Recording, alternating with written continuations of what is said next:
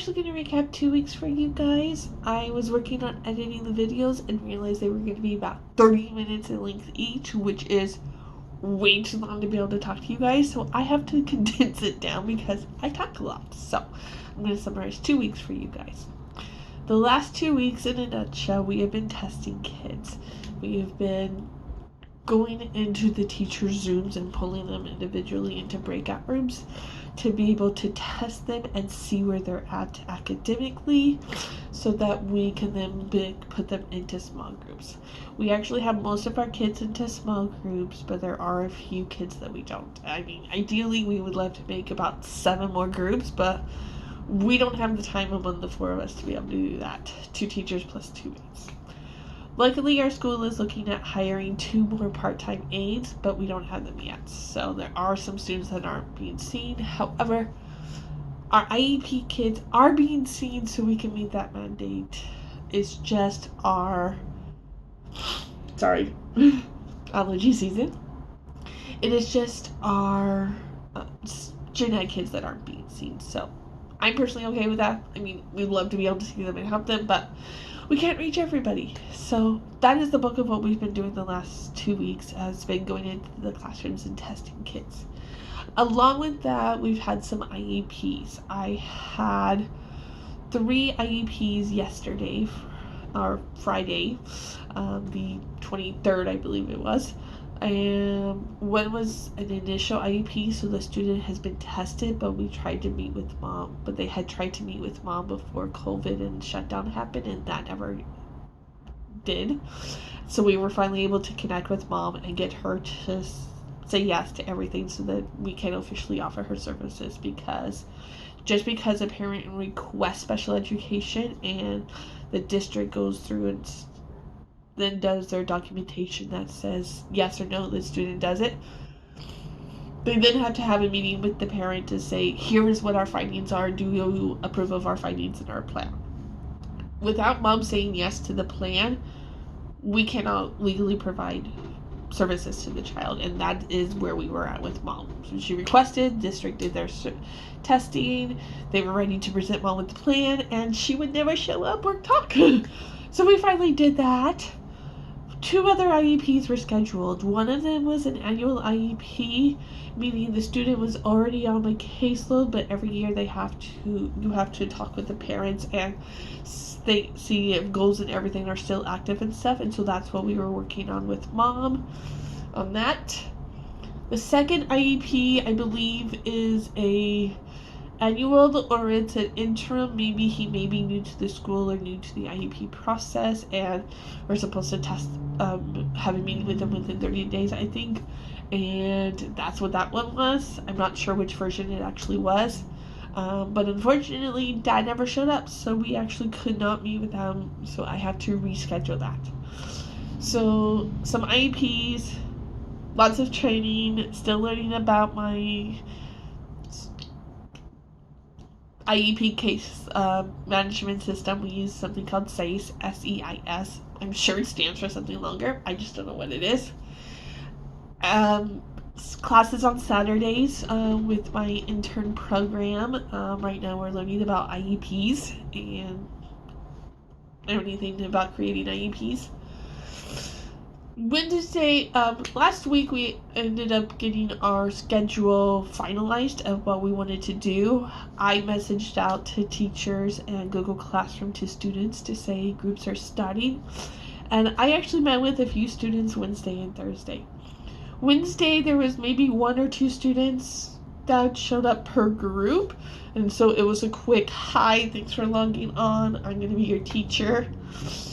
Thursday, there were more kids that showed up, and so we used something called Wheel of Names to pick a random student and then pick a random question. I based it off of the Skittle questions that you guys might see around the beginning of the year for getting to know you, and so that was based off of. Not everyone showed up, obviously, but more kids did show up, so that was nice. We've also been working on putting together binders for our students of the curriculum and workbooks that they're going to be needing for small groups, and then getting some of that picked up by students. Not a lot of it got picked up. I have over half of it still not picked up, so going to be working on Monday to disperse the rest of that. I think that's the bulk of what I've been doing as a nutshell. I will definitely make sure I do a pet in my room when I come back in so you guys can see what that looks like. Otherwise, essentially that's what's been happening in a week in a nutshell. The only other thing to note is that with me finally working, in a sense, like, yes, I have been hired now for 4 weeks working as a teacher, but I've only essentially been doing my job for 2 weeks, so which one do you count? But these past 2 weeks I've definitely worked more than I have at least since March, if not ever, and this is a whole new kind of stress and work level. I thought I knew as a library tech and as a some of what a teacher went through, and it was never like this. So a whole new level that I am used to. I have come home exhausted. Something about that drive from work to home shuts my energy out. I don't know what it is. I'm trying to figure it out and work through it. Maybe my body is just not at a capacity to be able to handle this job. Maybe I'm not used to it. I'm still learning how to fight the stress and everything, but that is something that's been happening. So if you also are dealing with this strange tiredness around this time of year, know that you are not alone.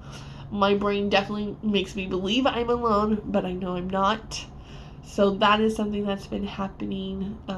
Also, I think getting all kinds of information coming in from my school and my district and my intern program and social media and having it all come at me, and then having to say, okay, what do I listen to? What do I need right now? It's just a lot to take in, and my brain's definitely overwhelming. I have some lower back pain that I have been dealing with for the past few months especially, and that has definitely creeped itself back in, which makes working out hard, so I can't build up my energy level that way. So part of me feels bad because of my energy being shot when I get home. I'm not working at home as much as I might want to, even electronic based stuff, but at the same time I know that if I do push through it, it's gonna hurt me even more. So just making sure I'm trying to find that balance. So I think that is all that is happening this week. That's all I need to catch you guys up on. Sorry it's not a little more in depth and more of a day-to-day type of thing, but I figured you guys would rather have this short summary than 30 minutes because I talk too much and I don't know how to shorten myself yet. So I will work on that this week and hopefully be able to show you guys a little more and give you a little more of a day-to-day type of preview. If you would prefer a week in advance versus a day-to-day, let me know and I can do quick summaries like this. If you would prefer little snippets day-to-day and being able to see that, let me know kind of which one you guys prefer. I want to try to keep them short for you guys, but at the same time I need to learn how to edit myself. So that's all I've got for you guys today. I will see you guys next week. It'll be my first week of teaching small groups, so I definitely will have stuff to be able to share with you guys about that. So until then, bye, and of course don't forget to subscribe, like, and share with your friends.